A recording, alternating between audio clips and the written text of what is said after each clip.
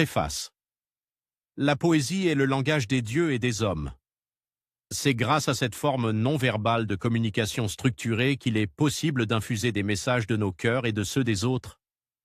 Ce recueil a pour but de vous transporter là où les mots, l'orthographe et la syntaxe verbale n'ont plus aucun sens. Votre seul outil de compréhension est votre intuition et vos visualisations lorsque vous lisez ces vers.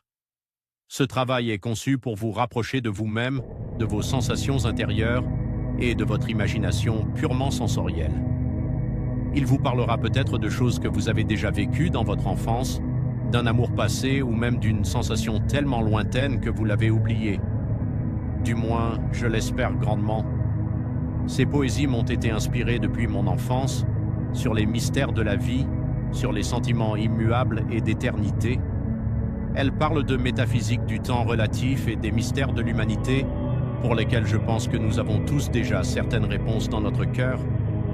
Ces mots sont un portail pour y accéder avec vos perceptions et toucher les profondeurs de votre être. Ils vous toucheront aussi ceux de l'au-delà grâce à cela. J'ai toujours admiré les grands génies marginaux, un peu maudits et fous, mais c'était leur génie qui était incompris. C'est pourquoi cette œuvre peut être décalée et surnaturaliste, mais abandonnez votre esprit et vos pensées, lisez avec votre inconscient. Cela est fait pour débloquer des sensations qui n'ont pas de limite physique. Je vous remercie d'avoir suivi votre instinct, pour avoir pris le temps de vous attarder sur cette lecture. Je ne pense pas qu'il y ait un hasard. Vous tomberez sur ce dont vous avez besoin au bon moment et au bon endroit sur ces pages. Que l'expérience de lecture vous soit bénéfique. L'Apocalypse surréaliste. Le dormeur doit se réveiller. Tu es le rêve et le rêveur à la fois. Tu es la vie et la mort ensemble. Tu es la fin et le début. Rentrez dans la porte sans porte. Tu es au-delà des royaumes et des mondes. Il n'y a ni espace et ni temps. Tu es le vide et le plein. Il n'y a ni pensée ni émotion. Cela n'a jamais existé. Tu n'es ni la peur et ni l'amour. Transperce le voile des émotions et de la réflexion. Il n'y a ni concept ni notion. Il n'y a ni début ni fin, devient l'oméga et l'alpha. Tu es le mouvement et la stagnation. Tu es la régularité et les cycles. Tu es l'avant et l'après, durant le pendant. Tu es l'infini et l'éphémère. Tu es le créateur et la créature. Tu te trouves dans l'au-delà de tout monde et de toute destruction de ces univers. Tu es l'épée de la vérité et le bouclier de la protection. Tu n'es ni le bien ni le mal, car cela n'a jamais existé. Tu es le silence et le son. Tu es avant le verbe et l'après de l'après. Il n'y a ni le visible ni l'invisible. Tu es au-delà de la forme et de l'informe. Tu es ni connaissance ni le savoir. Car tu es tous les espaces et toutes les dimensions. Tu es toutes les réalités et tous les rêves des autres. Tu es personne et toutes les pensées à la fois, au-delà de tous espoirs et désespoirs. Tu es l'illusion et la vérité de toute création. Tu n'es pas la pensée ni la croyance, tu n'es pas le bonheur ni le malheur. Va au-delà des miracles et malédictions, car tout ceci n'a jamais existé.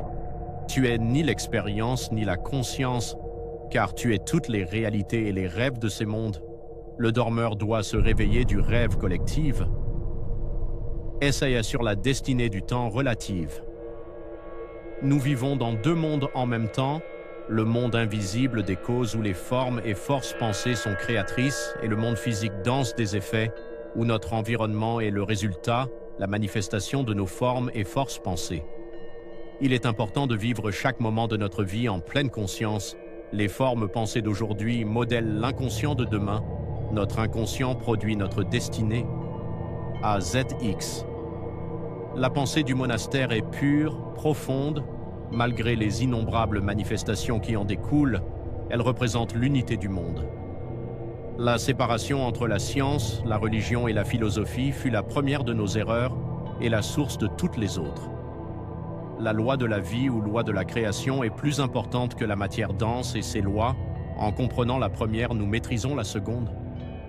Civilisation hypothétique. Vos corps étaient moins lumineux et perméables. Beaucoup d'entre vous ne les portaient que lorsque c'était nécessaire. Vous pouviez les mettre et les défaire comme une robe du soir ou un habit de travail. Vous faisiez l'étude des relations terrestro-cosmiques, des forces, sons, couleurs et formes, des bases de votre création. Vous étiez des prêtres, des guérisseurs et des chercheurs, les parents de l'humanité.